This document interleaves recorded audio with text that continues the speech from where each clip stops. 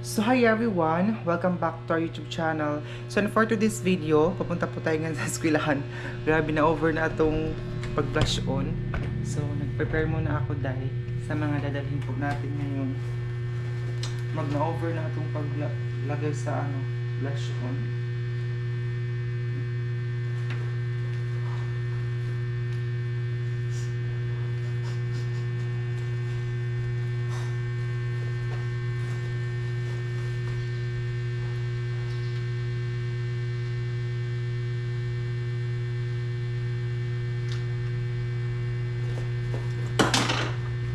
Meron pala akong dito. Dala na, wait lang. Meron akong dala dito na sako. Yung nilagyan ng bigas na hindi na nagagamit, wait lang. Kasi magpapaperma na kami ng clearance. So ang daming mga ang daming mga requirements dahil masarado na itong bag. Shoutout pala kay Ate from Pasig. Ito yung bag na pinadala niya. Ito na pala yung dala natin ngayon. Na meron dalang sako. Ayan siya. Sako ito ng bigas. So, hindi pa ko siya nalagayan. Dala lang ito mamaya sa scholarship office. Kasi doon, tapos merong isang John Rock tapos surf na sabon. So, ito ang requirements niya para magperma ng clearance. Tapos yung isa sa OSAS po namin ay 3 noodles, mga dilata. Yun ang kailangan nilang ipapadala sa amin. Meron pang ipememorize para alas 12 na. Wala ko naman. Alas 12. So, punta na ako kasi maglakad pa ako ng ilang minuto. Tamang-tama, alaunang dating ko doon sa eskwelahan. So, ayan. Palabas na tayo dito. Parang na-offer yung blush on ko. Report ko kasi ngayon. So, kailangan natin magpaganda. Nag-brush on tayo konti. At saka, ito yung reporting ko. Tapos, ayan, ang hindi ko nadala yung 3 noodles, dilata, at saka para yan sa OSAS department. Para mapermahan yung clearance namin. Tapos, doon sa kabila, doon sa Christian, ang tawag doon na teacher na magpaperma, sako, at saka alam niyo po ba guys na wala na nga tayong ulam dun sa boarding house. Pinapadala pa tayo ng mga ganito pero kailangan talaga tayong magdala kasi hindi papermahan yung clearance. So kung hindi papermahan yung clearance, so hindi tayo makapag-enroll ng second semester. Sana open na dito. Kanina open dito Ngayon kino-close na naman. Parang may gamay, parang may something itong guard. Kanina open man ito kanina. Ngayon close na naman. Kaya ng eskwelahan namin, sobrang dali lang talaga dito. Hindi ka na mahahagard sana maglakad. Pero ngayon, sobrang haggard natin kasi mag-ikot-ikot pa tayo, day. Ay, Diyos ko Lord. Alam niyo ba kung maglakad ako, ang bilis. Nasasanay kasi ako maglakad ng mabilis. Daming mga sasakyan nyo. Mainit pa naman. Sana hindi ito uulan mamaya.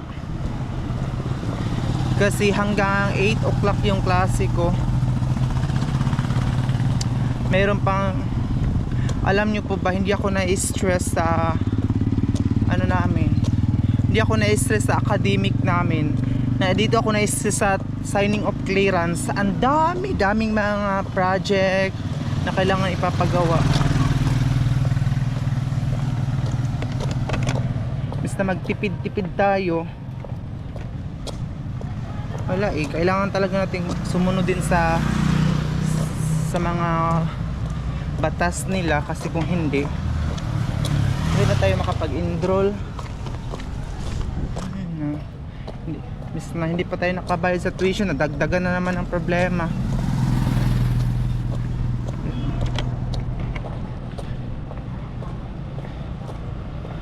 So flat na yung ko sandal, hindi na siya heels. Flat na yung natin sandal para hindi na tayo mahirapan maglakad-lakad. Bis na mamayang alas 5 meron akong work. Hindi na ako makapagtrabaho mamaya. Ang hirap din no, mag-aral, magtrabaho, mag-vlog. Pero hindi tayo nagrereklamo kasi ganun talaga, kailangan nating makapagtapos ng pag-aral. I never surrender. Never surrender. Kasi since naman high school ako, nag-working student din ako dahil sa mga teachers, naglabada. Kaya laban lang.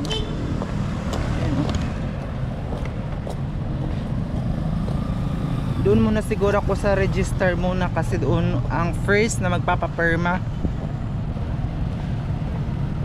Sa cashier, ang last na hindi ako makapagpaperma sa cashier ng clearance kasi kailangan ma-full paid mo yung tuition before ka makas-signing ng clearance.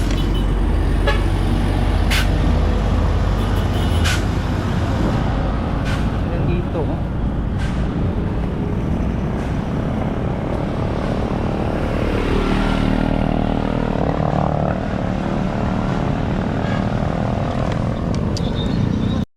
So, dito na tayo yung eskwelahan. Eskwelahan, simbahan. So, nandito na tayo ngayon.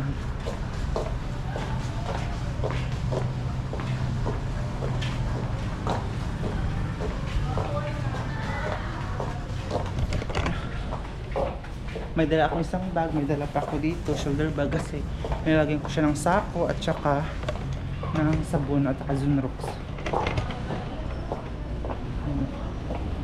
Dito na tayo ngayon. Ang coffee machine. Kasi pag may klase ng 10, kung inaantok ka, mag-coffee ka doon. Ano yung aircon na mainit. So yun dito ang loob.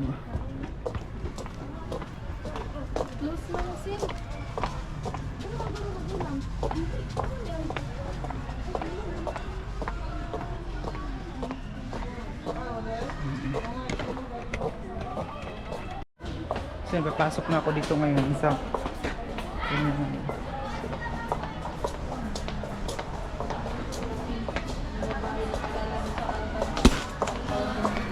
A few minutes later. So, mauni ako mga classmates. Di namin siya teacher ha, classmate gihapon na siya.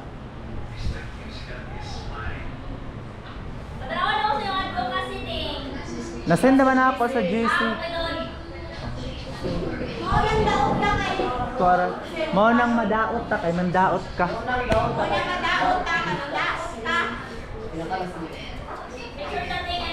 Ano to siya kaning act now for a sustainable future. Mo nang pinakagwapa na ako nga classmate. Ikaduha si Cyril. Sabi na kung buwan na ako dari 2,000 years later. Kay hapit naman na end atong semester. Oh, gani. Ay, masukuli ay. Hindi na mag-report. Girls, sabota ka na. Actually, sabotay na nila. Dito na lang ta sa mga parikawan naman ta sa mga very sabotable na kaayo. So, dito na lang ta sa mga tips kung sa mga qualities. Dito na ta ma-explain sa mga qualities. Kay kabalo na yung takon sa research. Kabalo ba ta? Wala ka balo si... Sa mga qualities of effective researcher. So, dili na ito mabalaan kung effective ba ta ang researcher.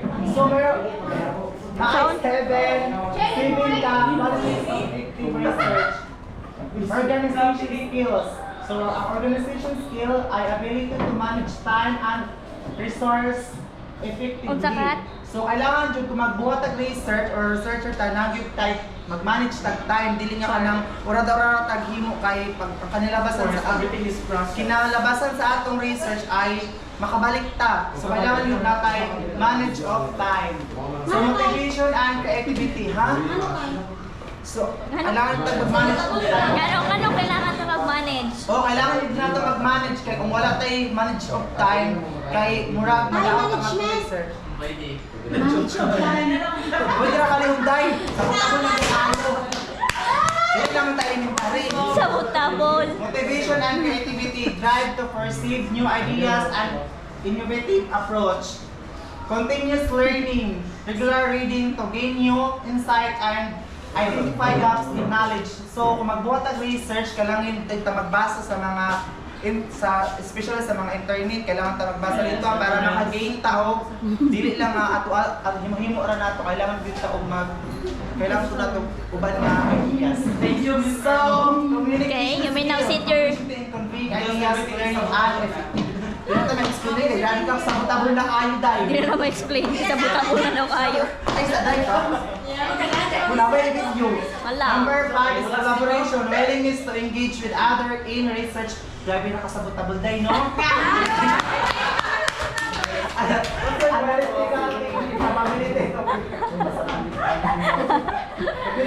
Ano si ma'am? Kasi nabuta ninyo. Sa Ma'am, butabol. very sabot-tabol lagi kayo ma'am. Okay, Lord. So, analytical thinking, capability to critically evaluate information So, mga relevant to critically. the studies or social type issues. Tama. Sama na. Open-mindedness, being Open-mindedness. Open-mindedness. mindedness. Question mark sa saya report. Dili ako nabuhat ano. Being receptive to new ideas and listening to different perspectives. So kailangan jud mamatik kita sa mga kauban nato. Dili lang ato ang idea ipatira jud nato dai no. So kailangan pod makakuha pod ta og mga kanya-kanya. So dili ako humana na dira. Next sem na nata, next sem. Dili ana ta sa humana ta sa quality. Okay, next na sa para mahumana. So next reporter. Wow! So Wow! parts of research paper na siya 9. Na siya 9 ka book part of research paper. So number 1, title page. So sabi na muna no. Title, dila nato maato na ang mga pangalan, kung sa title, tapos mga pangalan, tapos kung sa ito mga i-acknowledge, pasalamat. Tapos ang abstract, ngunit ibasa, Pinalize ko ay very So, ang abstract, dira na nato isa-isa ang mga unsa gyud ang dira sa atong research kaya Bro, nabaliktad din ba? Dapat introduction man dapat. Hoy, number 3 introduction ako. O, basta man ang abstract, dira. Target. Una abstract mami. Sorry. So, ang abstract, dira na Ay, nato bibi. ang mga findings and methods na dira na nato isulat. Tapos mami. Sabutan mo na siya. Very sabotable. So, Ang introduction, wala pang introduction. Wala pa si Fox na na. Next is introduction. The introduction provides so background information and research topics. So 1 hour later. So ayan guys, dahil tapos na yung report ko, magpapaperma na ako ng clearance dun sa registered office. And ito na siya, dala-dala ko. Dito yung clearance ko. And then dito ako dumaan kasi mainit doon. Kung doon tayo dadaan, so dito tayo dumaan. So dala-dala ko pa rin yung parang baka biglang umulan ito. Malayo kasing iikutan natin dahil actually hindi ko nadala yung tumbler ko, nakalimutan ko na. Uhaw pa naman ako. Ayun guys, iuhaw jud ko. So, wait lang. Ayun.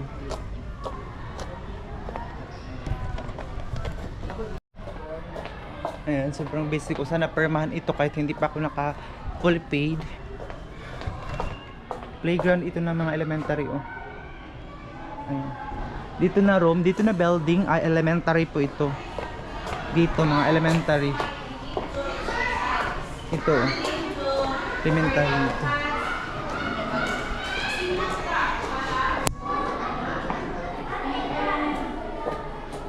Ito dito elementary.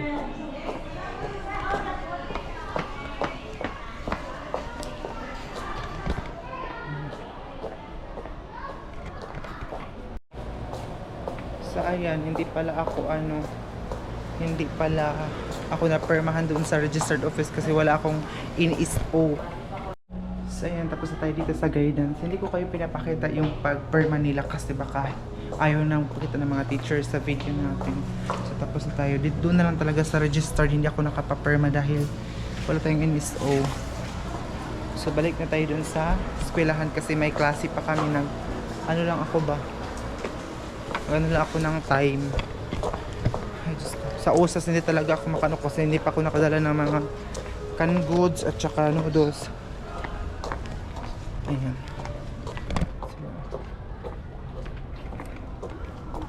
So ayun guys, balik na ako dun sa eskwelahan. Ito yung bagong CR doon, oh. Ito na yun. Hindi ko nilagay yung clearance ko para hindi siya madumihan or malukot.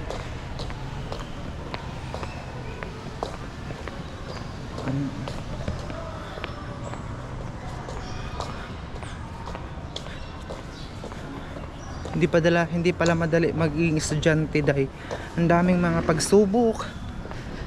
Ayan.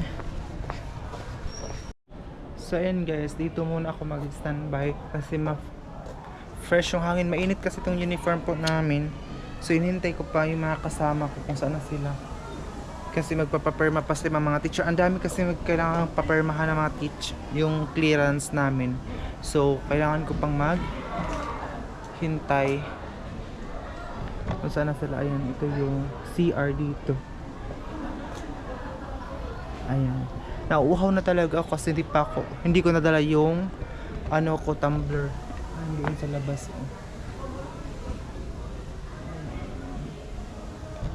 So dito muna tayo mga day. So kailangan ko sigurong pumunta doon sa pinag-aralan ko ng high school kasi meron akong mga kulang. Hindi ako pinipirmahan ng registrar office dahil wala akong PSA at saka good moral, hindi ko pa nakuha doon. And siguro mga next week, malayo kasi doon kaya ang gastos ng pamasahe na naman day. So mga next week na siguro ako makakapunta doon. Sabihan ko na lang sa teacher na next week na. Ayan. So ito yung hand wash dito. Ayan.